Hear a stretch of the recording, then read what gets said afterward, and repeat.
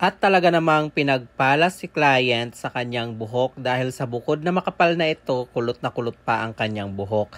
Pero hindi siya pinagpala sa kanyang rebond dahil yung last rebond niya ay hindi naging maganda yung outcome. Bukod sa hindi na nga naging maganda yung result ng kanyang rebond dahil bumalik ito sa dati, may mga parts din ng kanyang hair na nasunog or nag-freeze dahil siguro na over-process ito sa rebond. So ngayon, itatry niyang ipa-rebond ito sa atin kung magagawan ba natin ang paraan at kung may straight ba natin yung ganitong klase ng kanyang buhok at mawawala po ba yung mga freeze ng kanyang hair na pinarebond niya before.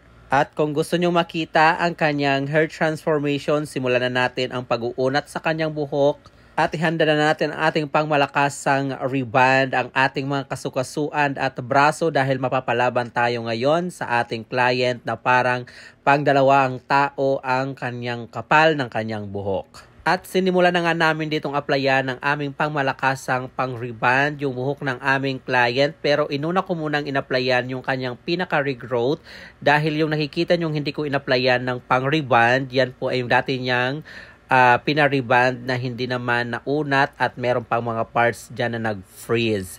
And after ma-process yung regrowth parts niya na buhok ay sinunod naman namin inaplayan yung kanyang dating rebonded hair. Medyo natagal lang kami ng baba doon sa kanyang regrowth hair niya mga sis dahil sa bukod na matigas yung hair strands, makapal at kulot pa. Then dito naman sa rebonded hair, medyo saglit-saglit na lang yung aming pagbabad. Then after that, pinabanlawan na namin. At ito na nga mga sis, nabanlawan na natin yung buhok ng ating client. Then i-blow dry natin ito ng 100% dry. At ito naman yung buhok ng aming client. After namin siyang mapatuyo, medyo nag-straighten na siya. Pero meron pa rin mga kulot-kulot dyan. Napapansin nyo, maliliit na mga kulot. At napansin ko rin na marami siyang mga putol-putol na hibla ng buhok. Yan po ay yung result niya dati sa kanyang rebond. And after that, ay plinansya namin yung buhok ng aming client. At ito na siya, shining-shiny na, straight na straight. At talaga namang sumakit ang aking mga balakang dyan. Charis.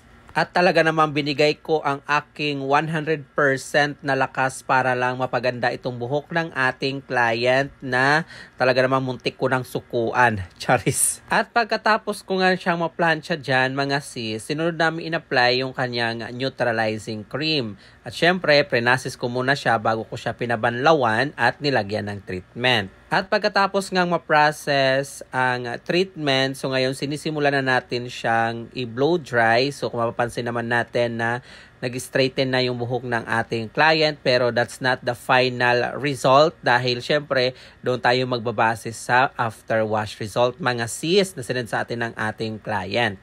And this is the final result after the last styling na ginawa natin sa buhok ng ating client.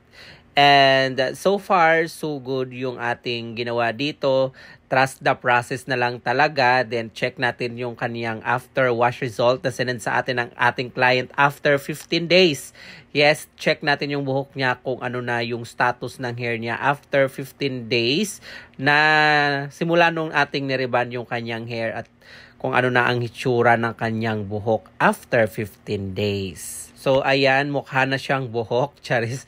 Ayan, straight na siya, shiny and smooth. So, tingnan natin ang kanyang after wash result, mga sis. And this is our client's feedback and after wash result, mga sis na sinend sa atin after 15 days na po. So, check natin at super thankful ang ating client dahil tuluyan na nawala ang kanyang mga sumpa at babalik siya sa atin para iparita siyang kanyang regrowth or rebond ulit after 6 months. So, ito yung before ng kanyang hair bago natin siyang i-rebond mga sis. So, kita nyo naman parang Lion King yung buhok ng ating client bago natin siya i-rebond.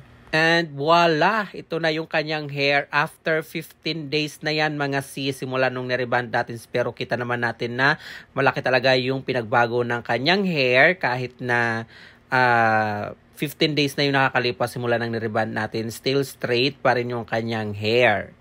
O siya, hanggang dito lang po ang video nito. Thank you for watching. At sa mga nais magpa-rebond at may mga ganitong cases ng hair, visit lang po kayo dito sa aming salon. Located po kami sa Rosario, Cavite. And that's it for today's video. Thank you for watching. And this is Chading saying have a great hair day always mga sisi love. Until our next video. Bye!